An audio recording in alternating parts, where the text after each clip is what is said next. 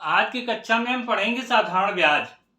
कैसे साधारण ब्याज निकाला जाता है हम इसको सीखेंगे। आप देख रहे होंगे कि बोर्ड में ये फार्मूला लिखा हुआ है हमारा कि ये साधारण ब्याज बराबर मूलधन गुणे दर गुणे समय बटे 100।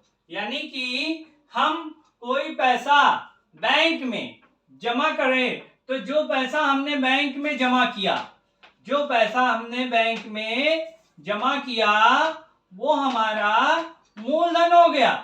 कितना हो गया? मूलधन। हमने 800 रुपए मानिए कि हमने बैंक में ये जमा कर दिया। 800 रुपए हमने बैंक में जमा कर दिया। अब कह रहा है कि दर क्या है उसकी। मान लो कि दर उनकी दी है 2% या 3% की दर होती है। 3% दर है, मान लीजिए बैंक में उस समय 3% ब्याज चल रहा है, दर चल रही है।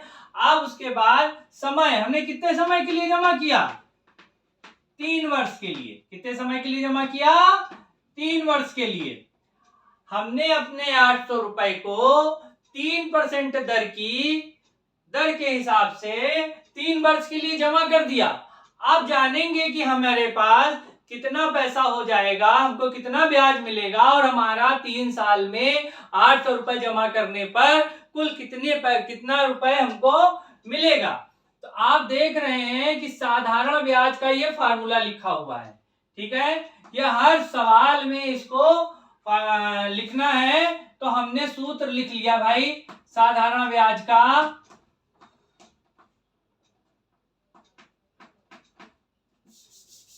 हमने सूत्र लिखा ब्याज बराबर मूलधन गुणे दर गुणे समय बटे 100। ठीक है, मूलधन हमारा कितना दिया हुआ है? 800। जो जहां जहां दिया वहां रख दो। दर कितनी दी है? 3% की। समय कितना दिया है? 3 वर्ष का। बटे कितना है? 100। ठीक है, बटे दिया है 100। अब देखिए ये 0 से 0 ये दोनों चीजें कट जाएंगी। अब हमारे पास आ जाएगा 8 त्रिक 24, 24 से कितना हो गया? 72 रुपए। यानी हमें 3 वर्ष में हमें ब्याज मिलेगा 72 रुपए। और हमारा जो कुल धनराशि हो जाएगी, जो हमारी कुल धनराशि ब्याज हमारा मिलेगा, ब्याज हमारा हमने ब्याज निकालने के लिए सीखा था, तो ब्याज हमारा 72 रुपए हो जाएगा। और ब्याज को जोड़ने के बाद जो राशि हमें प्राप्त होती है उसको हम मिश्र धन कहते हैं। क्या कहते हैं? मिश्र धन। मिश्र धन में क्या आ जाएगा? हमारा मूलधन और ब्याज दोनों आ जाएगा। ठीक है, ब्याज और मूलधन मिलाकर जो राशि होती है उसको हम मिश्र धन कहते हैं। ठीक है, ब्याज और मूलधन को जो राशि मिलाकर जो राशि होती है उसको हम मिश्र धन कहते हैं। ठीक है, अब हमारा मूलधन 800 रुपए था और ये 72 रुपए ब्याज हो गया। ये हमारा आ गया 872 रुपए। ठीक है, ये हमारा आ जाएगा 872 रुपए। आप समझ गए होंगे कि साधारण ब्याज कैसे निकाला जाता है।